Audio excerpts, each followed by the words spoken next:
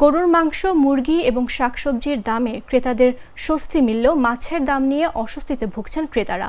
এক সপ্তাহের ব্যবধানে বাজারে ডিমের দাম ডজনে প্রায় 10 টাকা পর্যন্ত বেড়ে গেছে।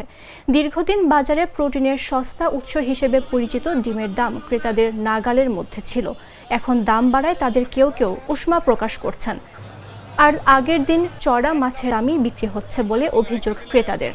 ক্রেতারা বলছেন বাজারে সব ধরনের মাছ বিক্রি হচ্ছে বেশি দামে। অন্যদিকে মাছ ব্যবসায়ীদের অভিযোগ সাপ্তাহিক ছুটির দিন হওয়ায় কিছুটা বাড়তি মাছের দাম।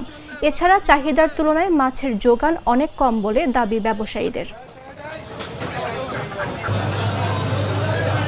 পিয়ালি 600 টাকা কেজি, পুঁটি মাছ 500 টাকা কেজি, নদীর পাবদা মাছ 600 টাকা কেজি ও বোয়াল মাছ 600 টাকা কেজি। দাম শুক্রবারে মনে করেন অন্য দিনে থেকে 50 টাকা, 60 টাকা, 100 টাকা কেজিতে বেশি থাকে, কারণ সবার চাহিদা থাকে, এই জন্য বেশি থাকে। কাস্টমার কম এখন হওয়াটাই স্বাভাবিক, কারণ সামনে কোরবানির ঈদ, সবাই গরু বাছুর কিনবে, এই কারণে এখন আর কেউ মাংস কিনতে যাচ্ছে না।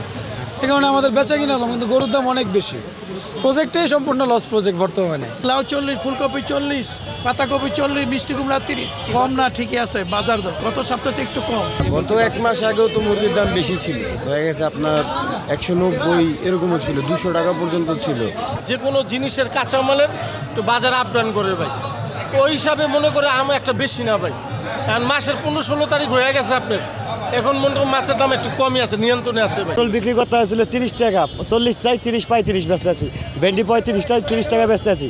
উস্তা 40, কাঁচা আম হলো আড়াই কেজি 100, টমেটো বেচতে আছি আমরা 40 টাকা, 50 টাকা, শসা 50 টাকা। গত সপ্তাহে ব্রয়লার মুরগি 170, 75, 80 টাকা বিক্রি করছে।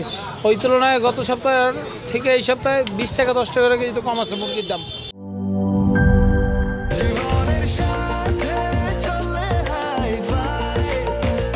স্বাস্থ্যকর অল টাইম ফ্যামিলি কেক, সব সময় অল টাইম হেলদি লাইফ।